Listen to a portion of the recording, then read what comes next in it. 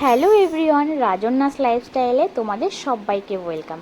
আজকে আমি নিয়ে এসেছি একটা রান্নার রেসিপি। তাহলে চলো সেটা দেখা যাক। এর জন্য নিয়েছি আমি ছোলার ডাল, যেটা আগে থেকেই 3-4টা কাঁচা লঙ্কা দিয়ে প্রেসারে সেদ্ধ করে নিয়েছি।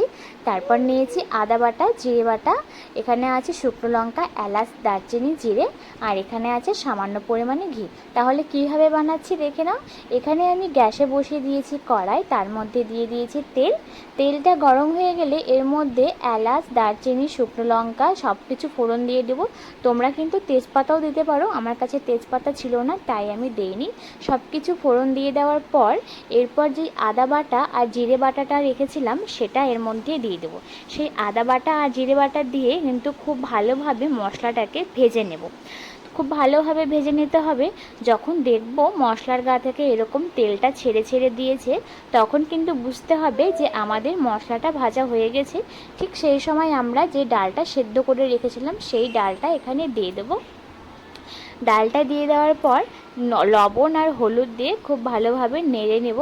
তারপর যখন দেখব ডালের জলের পরিমাণটা একটু কমে এসেছে, তখন এর মধ্যে দিয়ে দেব সামান্য পরিমাণে ঘি আর জিরে গুঁড়ো। সেই ঘি আর জিরে গুঁড়ো দেওয়ার পর কিন্তু খুব ভালোভাবে ডালটাকে ফুটিয়ে নিতে হবে।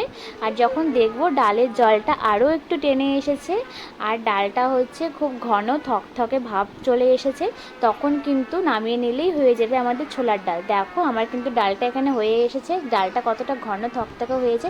তো তোমরা কিন্তু এইভাবে করে দেখতে পারো, খেতে কিন্তু খুব ভালো লাগে, অসাধারণ লাগে খেতে।